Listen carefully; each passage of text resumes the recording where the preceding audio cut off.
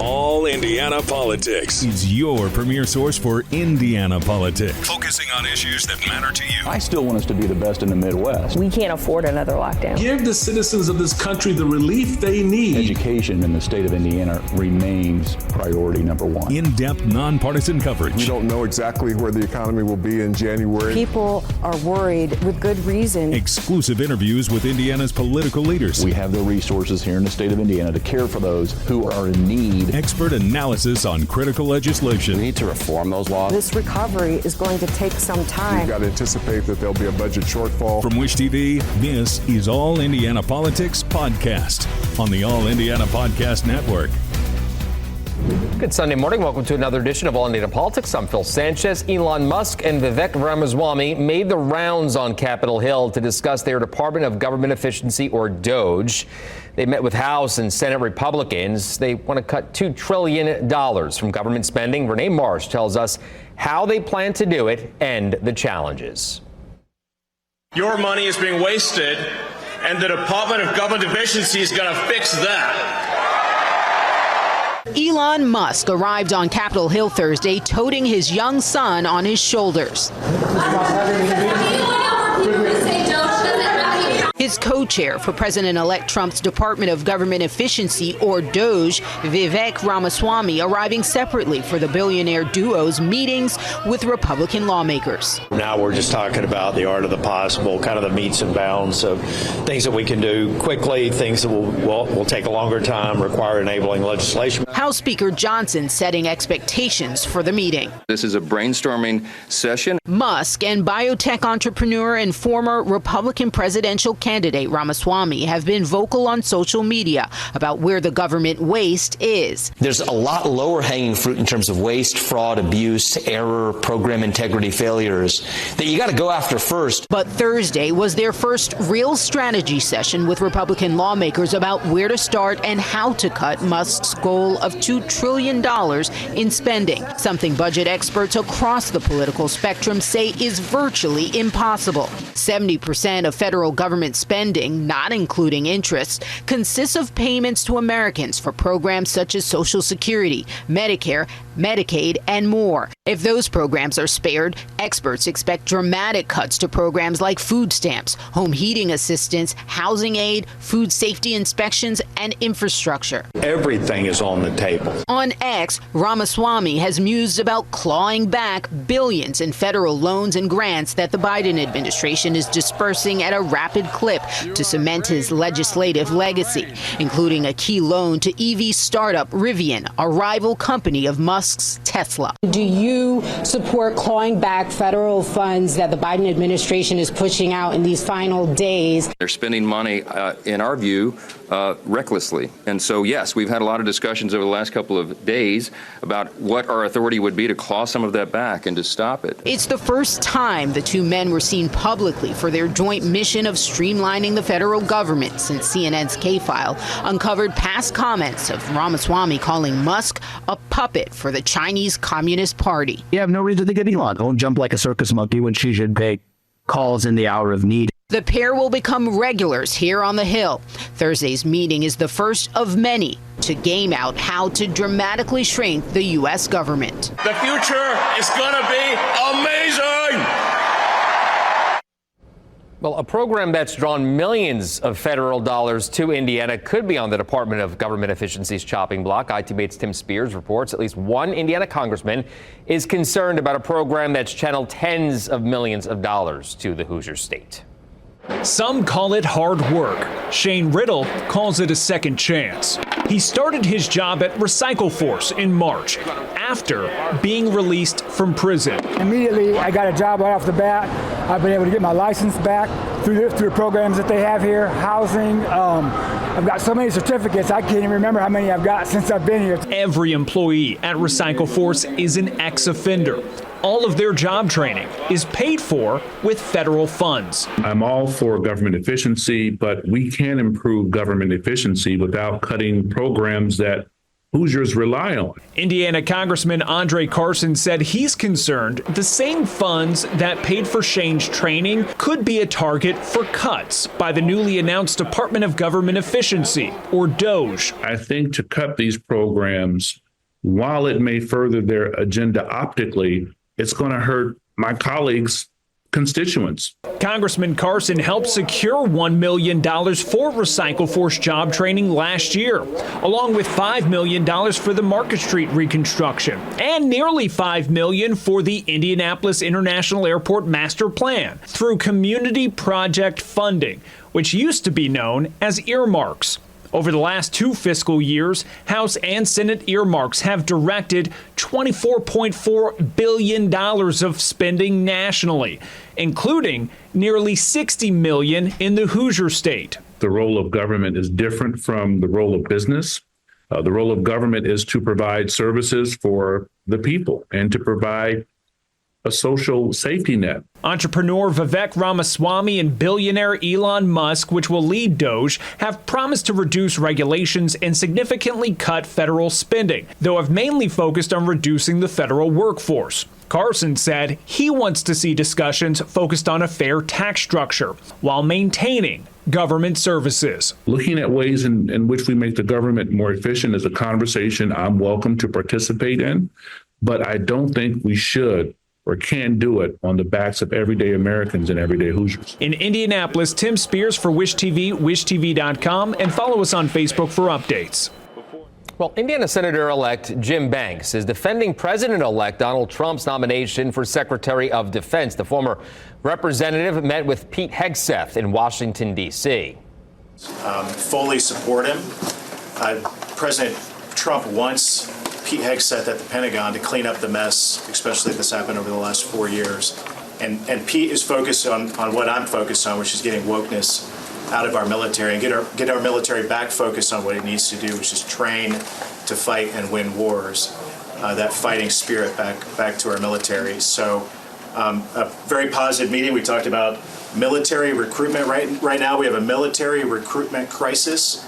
And I think a lot of that stems back to what the Biden administration has done to advance political causes in the military over the last 4 years. And I hope to be on the Senate Armed Services Committee come January as a new senator from Indiana.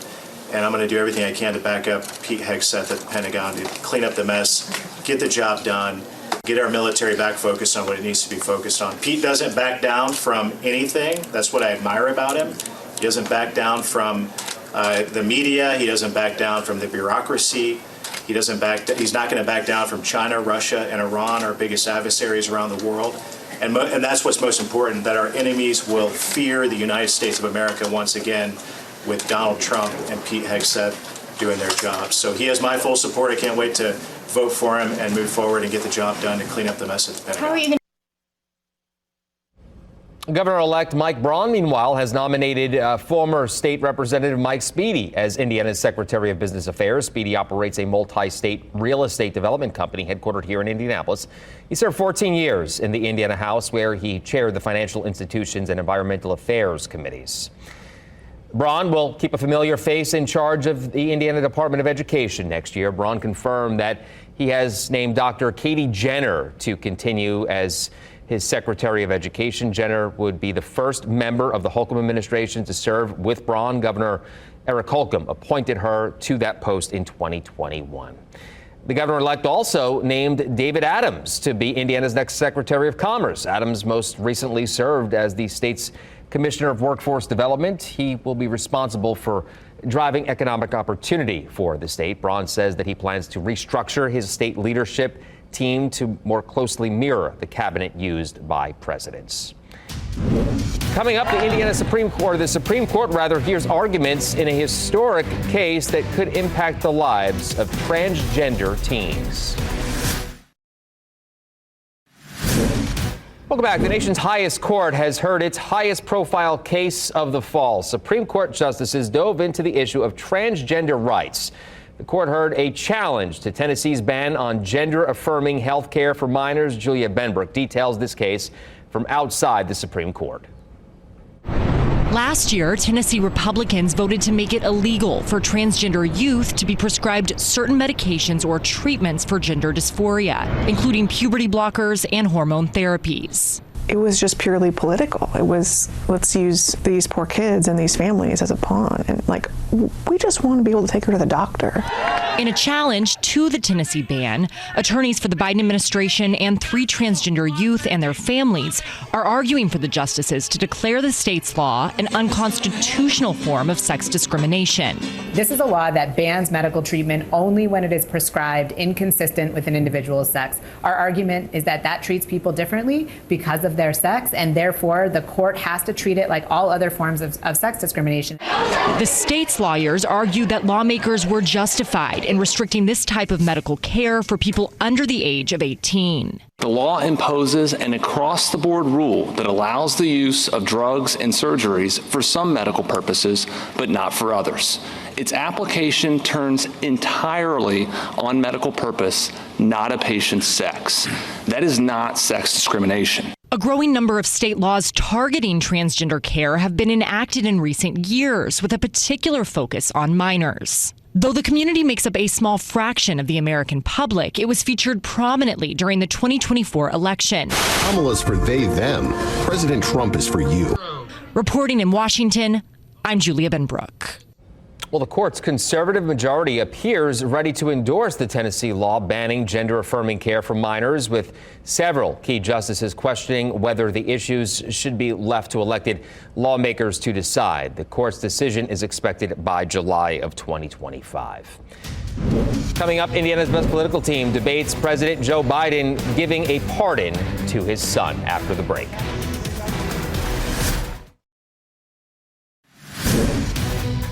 Welcome back to All Indiana Politics as we welcome in 2 members of Indiana's best political team, Republican Allie Bartlett and Democrat Dana Black. Let's start with a story that's drawn so much discussion this week. President Joe Biden granting a pardon to his son Hunter. Dana, we start with you. Was this a good idea? Well, I think the bad idea is him vehemently saying that he wouldn't do it. But guess what? He changed his mind. I change my mind about things all of the time. And the last time I checked, there was only one person who was not convicted of a crime that received a pardon, and that was when Ford pardoned Nixon before he was convicted. Every other pardon has been of somebody who has been convicted. So I ain't mad at him for pardoning his son, who was the target of a political attack anyway. I say go ahead, pardon your kid. I'd have done the same thing. Allie, I'll let you respond on that as well.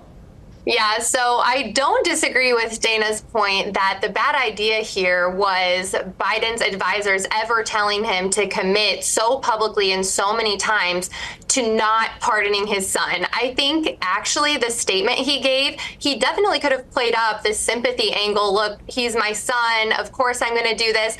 I think there would have been something to say for that. But the fact that he totally went back on his word, I think that's ultimately going to be harmful to his legacy. And I will say everyone should look very specifically at the language of the pardon, because this covers a span of 11 years, just about, going back to 2014, when all of his activities that have come into question in the past related to board membership that's come into question, relations with China, and all of these things also that tied in President Biden. That is very interesting that they chose 2014 as that date, and they referenced crimes he has been convicted for and may or may not have committed. That is a very broad pardon, and I think that's part of the huge issue here. Dana, I'll let you respond to that. Hold on, and just also the possibility of this tarnishing Biden's legacy as well. Go ahead. I don't think it will tarnish his legacy, but until people get upset about Saudi Arabia giving Jared Kushner a gob of money and nobody's investing it, I am not ever going to be upset about Joe Biden pardoning his son, because that's a real thing that we have not decided to look into. So if you can't get upset about Jared Kushner getting a gang of money or his pardoned father being named as an ambassador, then y'all should not get mad and feel like Joe Biden's legacy is tarnished. Yeah, a lot of shenanigans going on both sides, no doubt. Exactly. We now hear that President Biden, though, may be considering sweeping pardons for members of his cabinet as well, again, under the idea to protect current Trump critics from future prosecution. Allie, I'll let you go on that one. Your thoughts, and will this actually happen?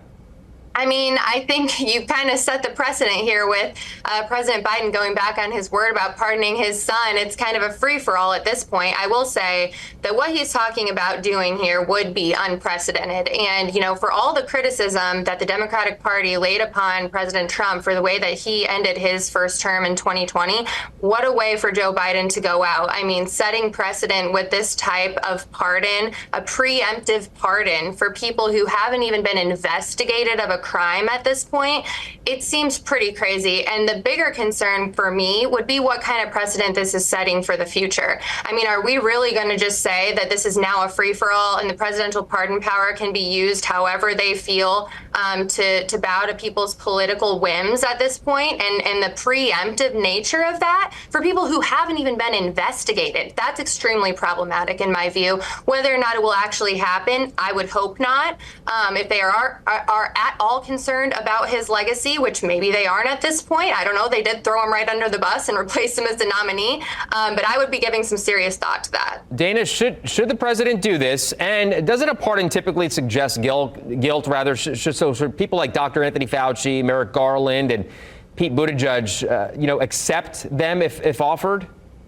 Well, so the precedent that's being set is that the incoming administration has basically said, we're just going to start investigating and locking up people who disagree with Trump. That's the precedent. And so this president is saying, we got a bunch of nuts coming into the administration and taking over the White House, and they're taking over the DOJ, and they're taking over the FBI, and they're coming after people who criticized Trump. Not that they did anything wrong. So the precedent is being set of, hey, we're going to just go after people who have done nothing wrong. So I don't know. I still don't understand how the preemptive pardon would actually work. But why are you going after people who have done nothing wrong other than criticize you? See, that's the precedent being set that nobody's really talking about. Allie is shaking her head. Can I chime in on that real quick? Go ahead. Because if we're going after people who have done nothing wrong, even if we go after them all the way in a court of law, if they've done nothing wrong, then there's nothing for them to be convicted of. So I don't think that justifies any of this. Do you actually believe the man who says, I am going to lock up people who disagree with me, that the courts are going to save him? The Supreme Court just gave this guy a blanket immunity to do whatever he wants to do. All he has to say is this person is a security threat, and they'll go lock him up whether they've done anything or not. And that is the danger that the Supreme Court said. That's the precedent. He has seemed to suggest that a couple of times, Allie. Go ahead. But that's not how the criminal justice system works. You can't do that. You can't do that even if you have immunity. Immunity doesn't apply in this situation at all. And so you assume that the basics that we already have in place are systems that we have in place by the Biden administration. It's a dangerous precedent to set, no matter how you look at it. We could probably do a half an hour on that. She's saying that like the systems that we have in place are going to hold, and I don't think that they will. Okay, well, we'll see what happens. Let's turn now to President Trump's embattled nominee for Secretary of Defense, Pete Hegseth. There are growing indications that the nomination may be doomed because of allegations of drinking, financial mismanagement, and sexual assault. Indiana Senator-elect Jim Banks supports him. Dana, do you think that the Senate will confirm Hegseth, or will President Trump have to replace him? It just depends on how strong their spines are, honestly, because the Republicans in the Senate bend to the will of Trump on a regular basis. But aside from all of the drinking and the sexual whatever, what qualifications does this man have to run the entire Department of Justice? Because he's a veteran? That does not mean you are qualified. The fact that he is even being nominated is laughable. This man has absolutely no qualifications. That's why he should not be confirmed. But I don't believe that the Republicans in the United States Senate have enough of a spine to stand up against this horrific pick. Allie, I'll let you weigh in on this one as well. Yeah, well, I would love to know what qualifications outside of an Ivy League education, having served our country, you're looking for in a Secretary of Defense. I think that he will be confirmed because he is a great pick for this office, and he represents a lot of what the Trump administration is looking for out of the Department of Defense. And they're looking forward to taking back our Department of Defense to where it should be as a sign of strength throughout the entire world. Look, I think that one thing I'm really sick of in the year 2024 and beyond beyond is people being able to make baseless accusations with absolutely no proof. We saw the similar thing happen to Justice Kavanaugh when he went through his hearing. And so what we really need to focus on is that there will be a thorough FBI background check conducted on all of President Trump's nominees, which will bring about factual information. Quickly, yes or no, both of you, does Hegseth get confirmed? Allie? Yeah. No. No, okay. Well, no, and I have to say this, though. She talked about Kavanaugh. Now on the right, they're literally saying Justice Brown is not qualified, the Harvard grad clerk. It takes more than a Harvard degree. Unfortunately, we are out of time. Always good to see you both. Love talking with you. We will talk soon once again. Good to see you. We will be right back. Thank you for joining us for All Indiana Politics this week. We'll be back here next Sunday morning at 9:30. Have a great rest of your weekend.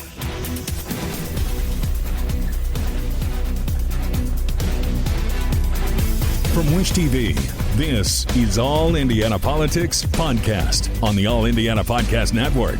Watch All Indiana Politics live Sunday mornings at 9:30 on Wish TV and at wishtv.com. Subscribe to this podcast and listen weekly here on the All Indiana Podcast Network. And be sure to discover even more great podcasts at allindianapodcastnetwork.com.